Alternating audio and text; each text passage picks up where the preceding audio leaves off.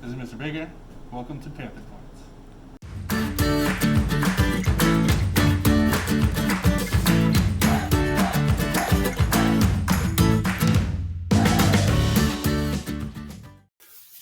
Hello, this is Mr. Baker, middle school science teacher, Winfield School. This is a video on sending an email with clear communication. There are three things you need when you're sending an email. You can see them right here. The recipient, you need to know who you're sending the email to. The subject, you need to know why, what is the purpose of this email.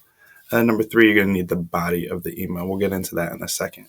The recipient of the email, you're going to place this in the recipient tab here where it says recipients. At Winfield School, you just look the person up by their last name. Let's say I want to send an email to one of my fellow middle school teachers, Mrs. Panther. I type in her last name. I click, boom. For the subject, I just need a few quick words that explains why I'm sending this email. Let's say I have a question about homework. It's a very typical email to send. I can just put homework. Also, boom, done. Now let's slide down here to the body of the email. Okay, now the body of the email needs another three things. You need a formal greeting to address the recipient. This could be as simple as placing the recipient's name or saying hello to that person. So for example, I would say, hello, Mrs. Pender. That shows respect to the person you're sending the email to. Next, you need an explanation of the subject. This is usually to ask a question or to answer a question. So in this example, I might say, I need help with the homework. Can you help me? Then all of this is followed by the signature. You are again showing respect to the recipient by placing your name.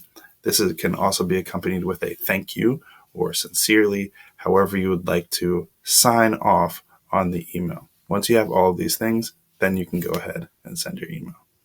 Let's take a look at an example of what this email could look like. In this example, you can see I have my recipient, I have my subject, which is a quick word that describes the email. I have my greeting, the explanation, followed by the signature. There you have it. That's how to send an email. Not so fast, Mr. Baker. Before we send an email, we have to make sure that we proofread. I want to read through this one more time to make sure that everything is accurate. I have my recipient, I have my subject, I have my greeting. Now let's look at this explanation. Can you help me with my writing assignment? Boom.